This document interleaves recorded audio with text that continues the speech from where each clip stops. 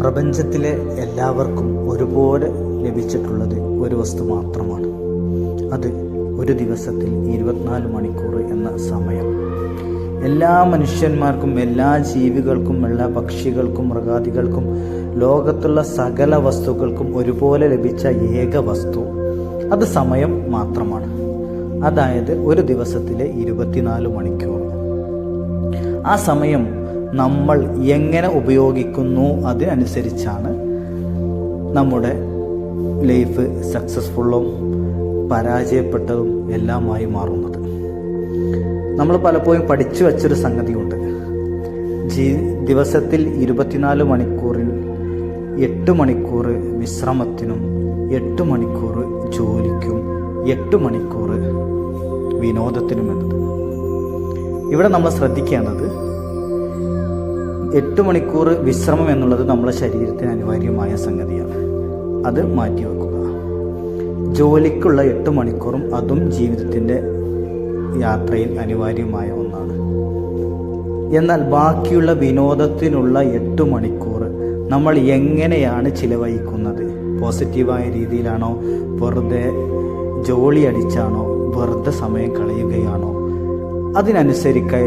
അതിനനുസരിച്ചായിരിക്കും നമ്മുടെ ജീവിതത്തിൻ്റെ വിജയവും പരാജയവും നിർണ്ണയിക്കുന്നത്. അതുകൊണ്ട് നമ്മളുടെ സമയം ഫലപ്രദമായിട്ട് ഉപയോഗപ്പെടുത്തുക. എല്ലാ മനുഷ്യന്മാർക്കും ഈ 24 മണിക്കൂറിൽ ഒരു ഗോൾഡൻ ടൈമുണ്ട്. ഗോൾഡൻ ടൈം എന്ന് പറയപ്പെടുന്നത് നമ്മളെ മോർണിംഗ് സമയമാണ്. എല്ലാ മതങ്ങളും, എല്ലാ ഇസങ്ങളും, എല്ലാ വിശ്വാസങ്ങളും ഒരുപോലെ അംഗീകരിച്ച ഒന്നാണ് പ്രഭാത സമയം. രാവിലത്തെ സമയം എന്നുള്ളത് വളരെ മൂല്യവത്തായ ഒന്നാണ് എന്നുള്ളത്. അതിൽ ഏറ്റവും ഇമ്പോർട്ടൻ്റായി വിജയിച്ചവരെല്ലാം സെലക്ട് ചെയ്തിട്ടുള്ള സമയം എന്നുള്ളത് 4 മണി.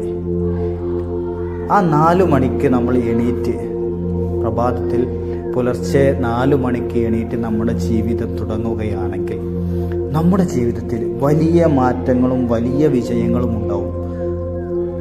4 മണിക്ക് എണീറ്റ് നമ്മളെ പ്രഭാത കൃത്യങ്ങൾ കഴിച്ച് ദൈവത്തോട് നമ്മൾ പറയാനുള്ള നമ്മളെ ആരാധനാകർമ്മങ്ങൾ നിർവഹിച്ച് എക്സസൈസ് ചെയ്ത് ഇങ്ങനെ ഒരു പ്രഭാത ചിട്ട, നമുക്ക് നല്ലൊരു പ്രഭാത ചിട്ടയുണ്ടെങ്കിൽ തീർച്ചയായിട്ടും നമ്മളുടെ ജീവിതം വിജയത്തിലായിരിക്കും.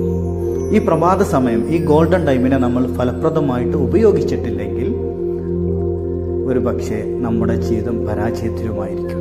അതുകൊണ്ട് നമ്മൾ ആ സമയത്തെ നമ്മൾ വളരെ ഫലപ്രദമായിട്ട് ഉപയോഗിക്കുക. അങ്ങനെ നമ്മുടെ വെളിച്ചത്തിലേക്കുള്ള യാത്ര